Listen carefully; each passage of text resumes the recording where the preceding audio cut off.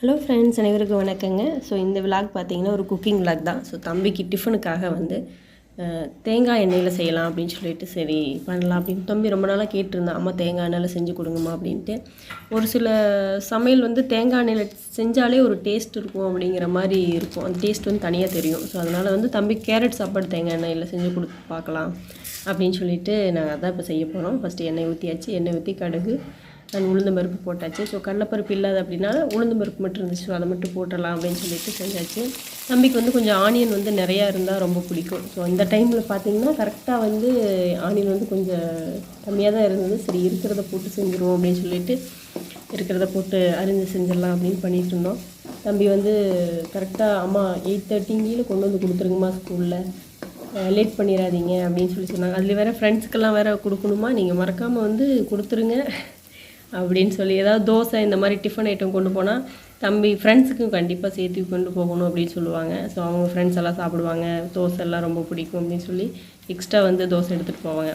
ஒரு சில டைமில் பார்த்திங்கன்னா கொண்டு போகிறது அப்படியே கொண்டு வருவாங்க, அவங்க ஃப்ரெண்ட்ஸு சாப்பிட்டுட்டு இவங்க அப்படியே எடுத்துகிட்டு வருவாங்க, அந்த மாதிரி இருக்கும். ஸோ இப்போ வந்து கேரட்டை வந்து நல்லா எண்ணெயில், ஸோ தண்ணி எதுவும் ஊற்றக்கூடாது. சாதம் செய்கிறதுக்கு எப்போவுமே வந்து அந்த சாதம் கலர்ற மாதிரி இருந்தீங்க அப்படின்னா முடிஞ்ச வரைக்கும் எண்ணெயிலேயே அதை வந்து வேக வச்சுருங்க. தண்ணி வந்து ஊற்றாமல் அந்த எண்ணெயிலேயே வந்து அந்த கேரட் வந்து அப்படியே வெந்தால் தான் அந்த டேஸ்ட் இன்னும் சாப்பாடு வந்து கேரட் சாப்பாடு இன்னும் டேஸ்ட்டாக இருக்கும்.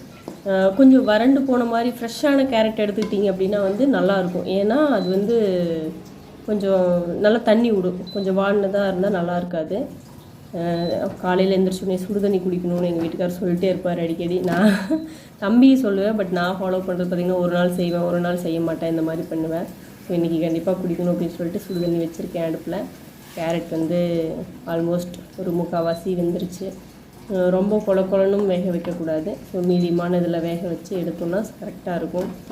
காய் நல்லா செம்மையான டேஸ்ட்டுக்கு ரெடி ஆயிடுச்சு. ஸோ சாதமும் ரெடி பண்ணியாச்சு. இப்போ தம்பிக்கு வந்து டிஃபனுக்கு வந்து அவனுக்கு அளவாக மட்டும் ஃபஸ்ட்டு போட்டு கலரிக்கலாம் அப்படின்னு சொல்லிட்டு தம்பிக்கு விட்டு ஃபஸ்ட்டு செஞ்சிடலாம் அப்படின்ட்டு இருக்கிறோம். இப்போ எங்களுக்கு பார்த்திங்கன்னா நாங்கள் வந்து பருப்பு சாம்பார், ரசம் இந்த மாதிரி பண்ணிக்கிட்டோம். தம்பிக்கு மட்டும் காய் சாப்பாடு கலரியாச்சு. இந்த ரசம் பார்த்திங்கன்னா தக்காளி ரசம் செம்ம டேஸ்ட்டாக இருந்தது. தம்பி வீட்டில் இருந்திருந்தாங்க அப்படின்னா சாப்பாடு வந்து கேரட் சாப்பாடு வேணால் எனக்கு தக்காளி ரசமே கொடுங்க அப்படின்னு சொல்லி கேட்டிருப்பாங்க. தம்பி இல்லை அப்படிங்கிறனால அவன் ஸ்கூல்லேருந்து வந்ததுக்கப்புறம் தான் தெரியும், அடடா கேரட் சாப்பாடோட தக்காளி ரசம் ரொம்ப நல்லா இருந்திருக்கு அப்படிங்கிற மாதிரி எனக்கே ஃபீல் ஆச்சு. என்னடா இது இன்றைக்கி மற்றதெல்லாம் விட தக்காளி ரசம் இவ்வளோ டேஸ்ட்டாக இருக்கே அப்படிங்கிற மாதிரி ஃபீல் ஆச்சு. எப்போவுமே அந்த மாதிரி நடக்கிறது இல்லைங்க. எப்போவாச்சும் ஒரு நாள் தான் அந்த தக்காளி ரசம் வந்து அப்படி ஒரு டேஸ்ட் கிடைக்கும். அது வந்து அப்போ தான் அடடா இதுதான் தக்காளி ரசம் அப்படின்னு ஒரு ஃபீல் ஆகும் பார்த்திங்களா, அந்த மாதிரி டேஸ்ட்டில் இருக்கும். ஒவ்வொரு டைமும் ஒவ்வொரு மாதிரி ரசமோட டேஸ்ட் மாறும். செய்கிறது, அளவு, பொருள் எல்லாம் ஒரே மாதிரி, எப்போவும் ஒரே மாதிரியே தான் பண்ணுறோம். ஆனால் டேஸ்ட் மட்டும் எப்படி தான் மாறும்னே தெரியல. ஒவ்வொரு டைமும் ஒவ்வொரு மாதிரி டேஸ்ட்டாக இருக்கும். ஸோ சமையலெல்லாம் ரெடி ஆயிடுச்சு. ஸோ தம்பிக்கு டிஃபனுக்கு பார்த்திங்கன்னா கொஞ்சம் பட்டாணி, அப்புறம் சாதம், ஒரு 4 பீஸ் வந்து பெருச்சம்பழம் வந்து போட்டு கொடுத்துருக்கோம். ஸோ இது ரெகுலராகவும் சாப்பிட மாட்டாங்க. பார்த்திங்கன்னா ஒரு 4 நாள் சாப்பிடுவாங்க, அதுக்கப்புறம் சாப்பிட மாட்டாங்க. ஓகே, ஃபைனலாக எல்லாம் ரெடி ஆயிடுச்சு. ஸோ எங்களுக்கும் சாப்பாடெல்லாம் செஞ்சு முடிச்சாச்சு. இப்போ எனக்கு பார்த்திங்கன்னா காலையில் டிஃபனுக்கும் கேரட் சாப்பாடே இருந்துச்சு. அது போக தம்பிக்கும் செஞ்சாச்சு.